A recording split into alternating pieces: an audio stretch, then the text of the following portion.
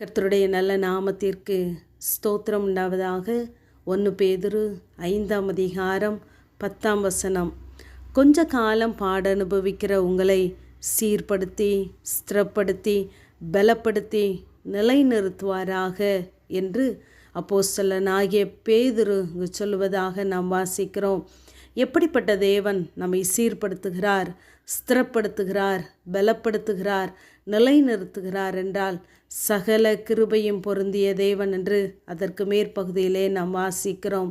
எதற்காக நம்மை நிலைநிறுத்துகிறார் என்றால் அவருடைய நித்திய மகிமைக்காக நம்மை அழைத்திருக்கிறார். நாம் அழைத்த அழைப்பிலே நிலைநிற்கவும், விசுவாசத்திலே நிலைத்திருக்கவும், பரிசுத்தத்திலே நாம் நிலைத்திருக்க வேண்டும் என்பதற்காகவே தேவன் நம்மை பலப்படுத்தி நிலைநிறுத்துகிறவராயிருக்கிறார். நாம் அநேக பாடுகளின் வழியாய், உபத்திரவங்களின் வழியாய் கடந்து வரலாம். ஆனால் அவைகளெல்லாம் கொஞ்ச காலம்தான் என்று தேவன் சொல்கிறார்.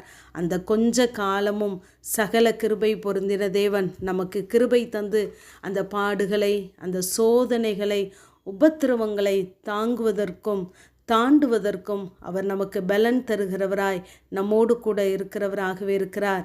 தேவன் நமக்கு ஒரு சிட்சையை அனுமதிப்பாரானால் அவர் எதற்காக அனுமதிக்கிறார் என்றால் நாம் அந்த சிட்சையினின்று அந்த அப்படிப்பட்ட சூழ்நிலைகளிலும் நாம் தேவனுக்கு சாட்சியாக நாம் பரிசுத்தத்தை காத்து கொள்ளுகிறவர்களாய் இருக்கும் பொழுது தேவனுடைய பரிசுத்தத்திற்கு நாம் பங்குள்ளவர்களாய் நம்மை மாற்றுவதற்காகவே தேவன் நம்மை சிட்சிக்கிறார். பொன்னானது சோதிக்கப்பட்ட பின்புதான் சுத்த பொன்னாக விளங்குகிறது. ஆகவேதான் நம்முடைய பரிசுத்தத்தை அவர் சோதிக்கிறவராய் சிட்சிக்கிறவராய் இருக்கிறார். எபிரேயர் 12ஆம் அதிகாரம் 9ஆம் 10ஆம் வசனத்திலே உலகத்தின் தகப்பன்மார்கள் நம்மை சிட்சிக்கிறார்கள்.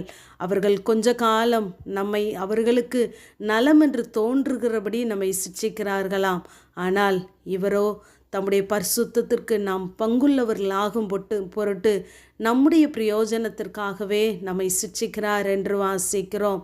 தேவனுடைய பரிசுத்தத்திற்கு நாம் பங்குள்ளவர்களாய் இருக்க வேண்டும் என்பதற்காகவே, நம்முடைய நன்மைக்காகவே அவர் நம்மை சிட்சிக்கிறார் என்று நாம் புரிந்து கொள்ள வேண்டும். இதன் வழியாய் கடந்து சென்ற இந்த பேதுரு 1 பேதுரு 5ஆம் அதிகாரம் 1ஆம் வசனத்திலே சொல்லுகிறார், கிறிஸ்துவின் பாடுகளுக்கு சாட்சியும் இனி வெளிப்படும் மகிமைக்கு பங்காளியுமாயிருக்கிற நான் புத்தி சொல்லுகிறேன் என்று சொல்லுகிறார். நாம் கிறிஸ்துவின் பாடுகளுக்கு உட்பட்டு அதை நாம் சகிப்போமானால், அப்படிப்பட்ட சூழ்நிலைகளிலே நாம் நிலைத்திருப்போமானால் தேவன் தம்முடைய மகிமையை வெளிப்படுத்தும் போது அந்த மகிமைக்கு நாம் பங்காளிகளாய் மாறி போய் விடுகிறோம். ஆகவே நமக்கு வருகிற எல்லா உபத்திரவங்களிலும் சோதனைகளிலும் நாம் நிலை நிற்கிறவர்களாய் இருக்க வேண்டும். நமக்கு இருக்கிற கொஞ்ச பலனை, கொஞ்ச திராணியை தேவனுக்காய் நாம் அர்ப்பணித்து நாம் நிற்கும் பொழுது நம்முடைய கிரியைகளை அவர் அறிந்தவராக இருக்கிறார். கொஞ்ச பலன் இருந்தும் அவருடைய நாமத்தை நாம் மறுதலியாமல் நாம் கை கொள்வோமானால் அவர் நமக்கு முன்பாக ஒரு திறந்த வாசலை திறந்து வைத்திருக்கிறார். ஒருவனும் அதை பூட்ட முடியாது என்று வெளிப்படுத்தல் 3ஆம் அதிகாரத்திலே நாம் வாசிக்கிறோம். ஆகவே நமக்கு என்ன முடியும், எது முடியாது என்பதை தேவன் அறிந்திருக்கிறார். யோபுடைய வாழ்க்கையிலே தேவன் அந்த சிட்சையை அனுமதித்ததினால்தான் அவன் இரட்டத்தனையான ஆசீர்வாதத்திற்கு பங்குள்ளவனாய் மாறி போனான். நம்முடைய வாழ்க்கையிலும் தேவன் அனுமதிக்கிற பாடுகள், சோதனைகளை நாம் தாங்கி நாம் நிலை நிற்போமானால் தேவனுடைய பரிசுத்தத்திற்கு நாம் பங்குள்ளவர்களாயும் தேவனுடைய மகிமைக்கு நாம் பங்காளிகளாகவும் மாற்றப்படுவோம். அதற்காகவே தேவன் நம்மை சீர்படுத்தி ஸ்திரப்படுத்தி பலப்படுத்தி நிலைநிறுத்துகிறார். ஆகவே நமக்கு வருகிற பாடுகள் எல்லாம் கொஞ்ச காலம்தான் என்ற நினைவோடு கூட நாம் சகிப்போம். தேவனோடு கூட நாம் ஆளுகையும் செய்யலாம். ஆமேன். ஜெபம்.